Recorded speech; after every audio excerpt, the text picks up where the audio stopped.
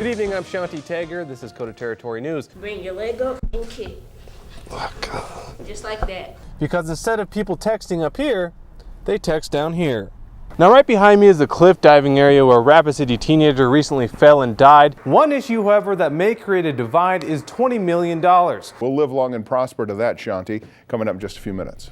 Thanks, Mike. Live long and prosper to you too.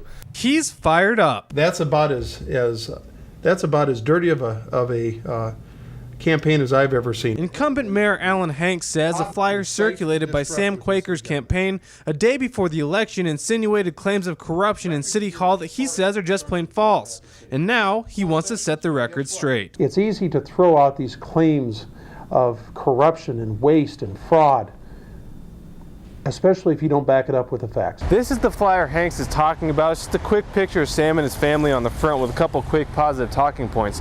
On the other side, however, there's bugs and beetles and spiders with words on them like conflict of interest, cronyism, Chicago politics, fraud. When I asked Quaker about this, he said the things he was talking about were positive. I think it's very positive to expose waste and fraud at City Hall.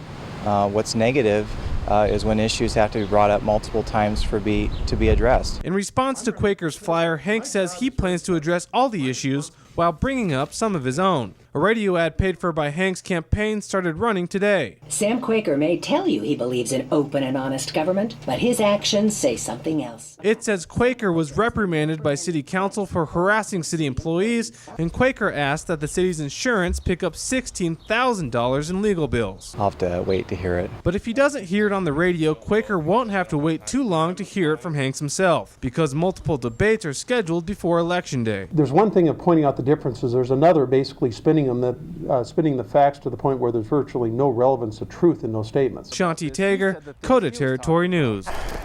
Chick, chick, chick, chick. Chick, chick, chick, chick. It all began when Sue Heberlig culled her flock to find birds that weren't producing the goods. I think the story got out to the chickens that they were going to get butchered if they didn't start laying. She reached into the chicken coop and couldn't believe what she saw. And found a big, gigantic one. Almost 5 ounces.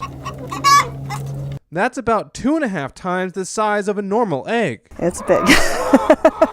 She probably won't be laying for a few weeks.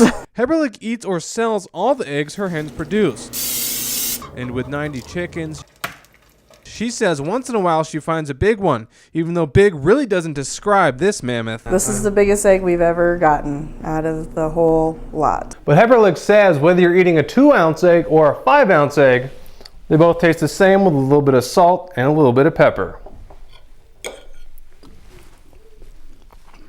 That's good. Yep, it'll taste just like a regular egg. That might be a double yolker. The current world record for heaviest egg is more than 6 ounces. And even though the state doesn't keep records for heaviest eggs, Heberlig is holding back from cracking hers until someone takes notice.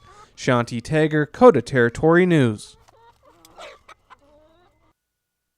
After his normal job, Troy Christofferson describes working until the early morning, preparing his home and family for high water. Most nights 2 or 3 in the morning, and then go home and get a couple hours of sleep, or not home, but home away from home, and then back at it again the next morning. Christofferson is one of around 3,000 people in Pierre and Fort Pierre that are affected by the rising waters of the Missouri River.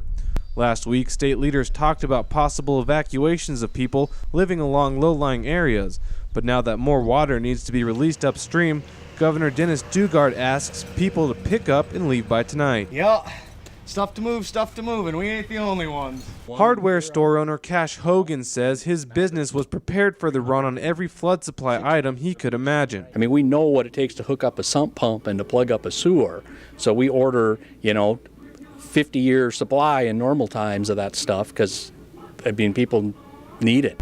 Flooding supplies aren't the only thing in high demand. Storage units like this and apartments above ground are now virtually unattainable. I don't think you'd find a for rent sign. I mean, there's office space that's been available for months that I think is gone. I don't know, they've got the big abandoned grocery store up on the hill. There was talk of somebody making that available. Storage units, there's none in town since last week. Everything's been pretty full. Christofferson says his home is sandbagged to the recommended height of 1,436 feet above sea level. His home should be protected if water breaches the levee, but it's a thought that hasn't really passed his mind. We've been going at it so hard, just working so hard, that we just haven't taken a minute to, let it all soak in, really.